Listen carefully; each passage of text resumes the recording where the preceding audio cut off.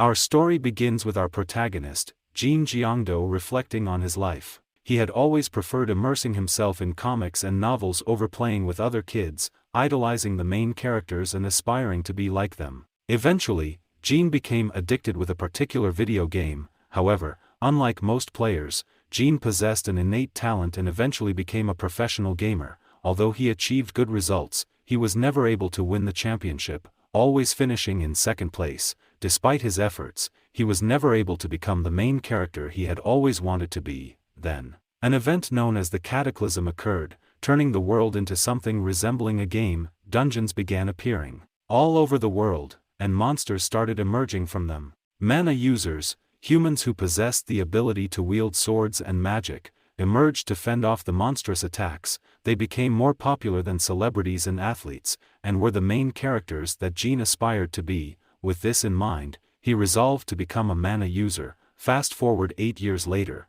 Jin's dreams were shattered. He discovered that he had a mere 7 mana and talents that were of no use in combat. Frustrated and resentful, he questioned why he had to endure so much suffering only to end up with worthless abilities. Jin then chose to abandon his fantasies and returned home, where he realized that he had no work the following day and decided to spend the day sleeping. Upon reaching home, he was greeted by a woman he did not recognize, causing him to believe that he had entered someone else's house. He leaves, but quickly returns, realizing it was in fact his home. She introduced herself as Winry Makina, an agent from the universe. She expresses her gratitude towards him for awakening a level 3 talent and presents him with a gift. Initially confused, Jin suspects that Winry may be part of a cult. However, she assures him that he is only the second person in the universe to awaken level 3 communication. After bestowing upon him various skills, including observation, status window,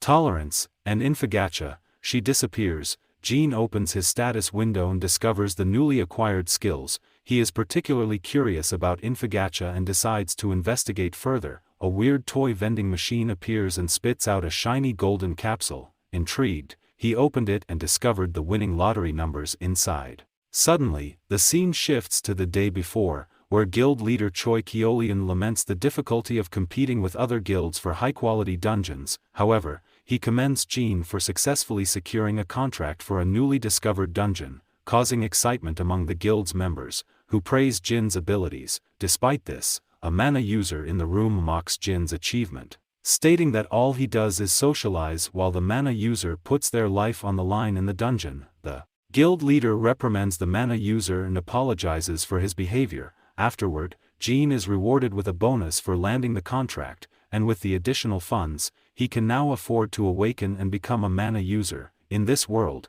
there exists a device known as the Awaker that has the power to transform ordinary individuals into mana users, while simultaneously assessing their stats and talents. Jin's colleagues accompany him to provide support, including Yoon Seo-yoon, who also desires to awaken. Yoon enters the machine first, and Jin observes a discourteous mana user giving her an odd glance. The focus then shifts to a newly awakened person with average talents and limited mana. 2 background characters explain that the Awaker is also known as the Lucky Draw, and if someone acquires combat skills, they are set for life, but anything else is worthless, implying that getting a poor draw is a waste of money. Next, Yoon emerges from the Awaker, revealing a stunning 27 mana and exceptional talents, particularly her main talent being Saints. The room erupts in excitement as everyone surrounds her, claiming that she will be the next rising star. Jin congratulates her for hitting the jackpot, but he is then summoned to enter the Awaker.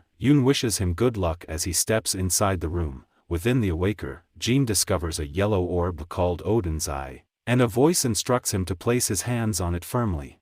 Jin is overjoyed at the prospect of finally becoming a mana user and achieving his lifelong dreams, but all his hopes were dashed when he received his results. With a mere 7 mana and only 3 talents, with his primary skill being communication, Jin lacked any suitable combat talents and was advised against joining a combat team. At the front desk, Jin and his co-worker Yoon were given mana watches that tracked their remaining mana. Despite Yoon's suggestion to go home and rest, Jin decided to go out drinking. In the present day, as he struggled to come to terms with his predicament, Jin pondered the identity of the woman who had given him his set of skills. In this world, skills could only be acquired by leveling up for the first time or discovering a skill stone in a dungeon. However, Jean was certain that his Infogach device enabled him to obtain information about the future. Intrigued, he resolved to explore its capabilities further and activated the skill once more.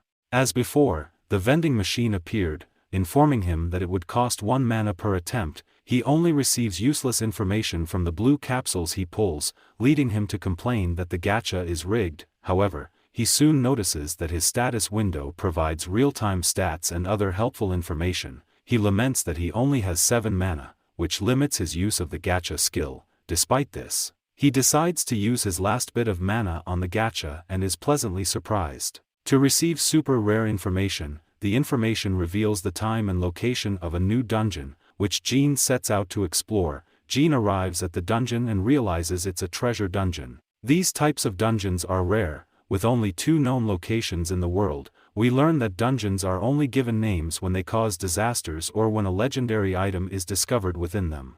Treasure dungeons are unique in that they contain no monsters and grant a legendary item to those who pass their test. Jean enters the dungeon with high hopes, only to become frustrated when he realizes he's been wandering in circles due to an illusion. Reluctantly utilizing his observational skills, Jean discovers a concealed door. Upon opening it, he enters a room bustling with dwarfs who offer him a warm welcome and congratulate him for passing the first test. Hayes, one of the dwarfs, introduces himself and unveils the second challenge, a fight against Jean. If Jean triumphs, he will be rewarded, but if he loses, they will simply let him go. Jean is astounded to learn that he does not have to clear the dungeon, but the dwarfs explain that 4 others have undergone the same test before him. When Jean inquires whether they will spar, the other dwarfs burst out laughing, deeming humans uncivilized for resorting to fistfights which they always lose in one hit. To Jin's surprise, the dwarfs lead him to a room with a TV and gaming console, and they will engage in a game battle instead.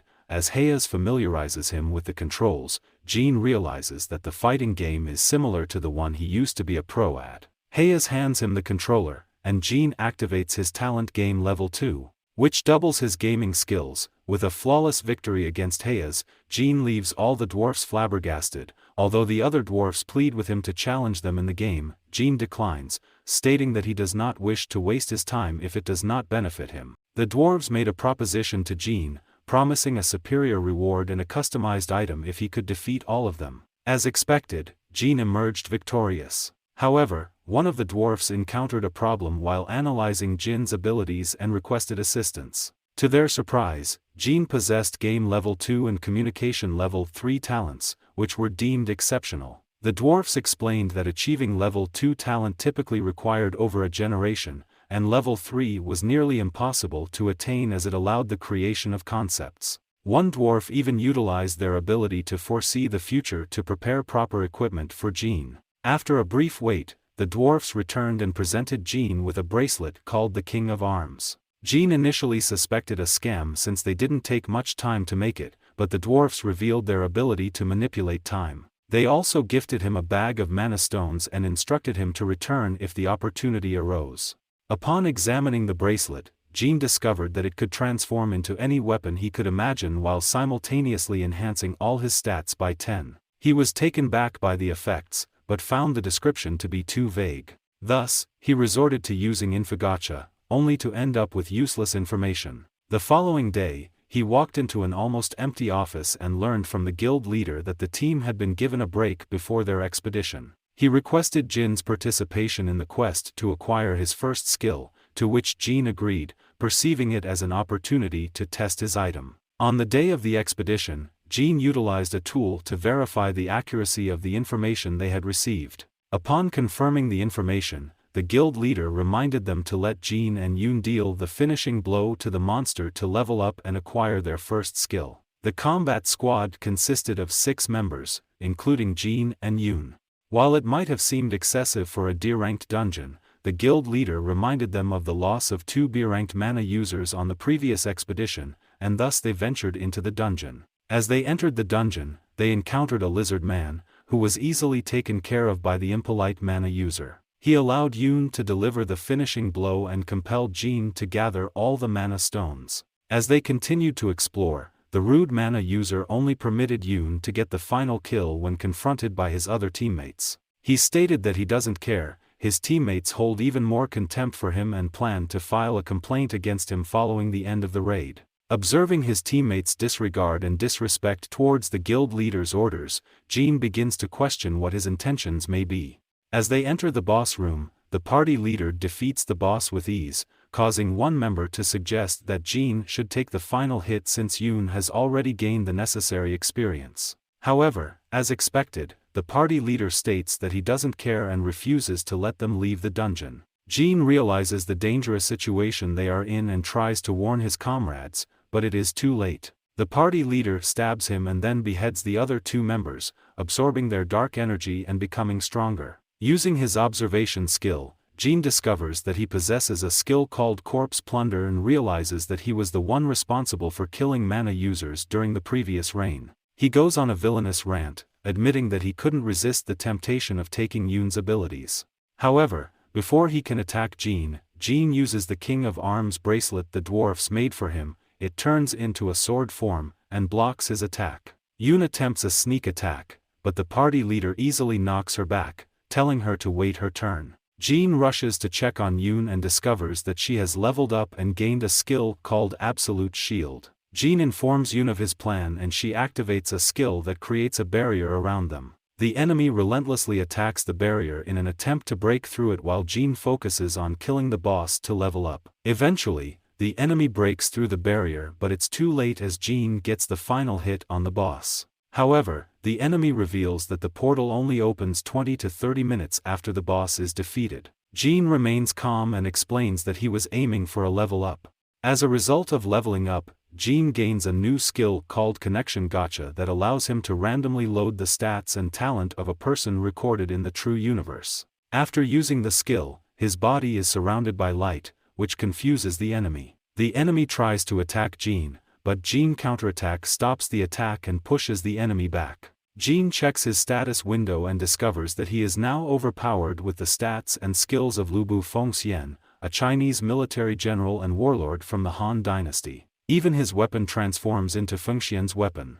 The team leader's panic is evident as he charges towards Jin, only to have his attack deflected and his weapons destroyed. Jin swiftly finishes him off, condemning him to repent in hell. After the battle, Jin wonders about his own power level, speculating that he might be an S or even an SS rank fighter, given how easily he defeated an A rank opponent. Before Jin can dwell on this thought, he rushes to check on Yoon, who appears to be in critical condition. As he examines her, a spirit materializes behind him, revealing that Yoon may have used too much internal energy and is now experiencing QI Berserker. Jin is surprised by the spirit's presence and learns that he is Lu Bu Fengxian, summoned to the present era by Jin himself. Lu Bu explains that Yoon's injuries are not severe and can be treated by infusing her with internal energy at the gateway pressure point. Jin follows his instructions, and Yoon's condition improves.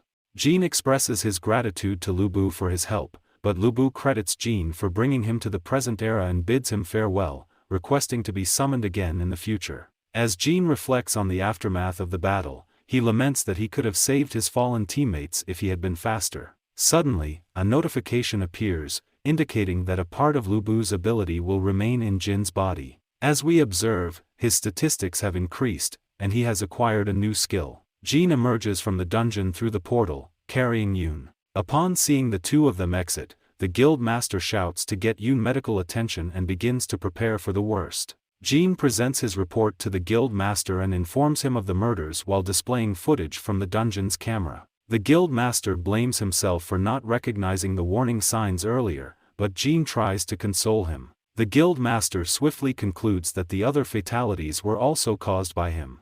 Jin considers disclosing his item to the guild master but ultimately decides against it, believing that it could put himself and those around him in danger. Instead, he informs the guild master that the mutated boss launched a surprise attack on the perpetrator, fatally wounding him. They conclude the meeting, and Jin heads home. Once at home, Jin examines the newly acquired skill more closely. Thanks for tuning in. If you'd like to see more, please remember to hit the like button, subscribe to the channel, share with your friends, and leave a comment to show your support for upcoming content.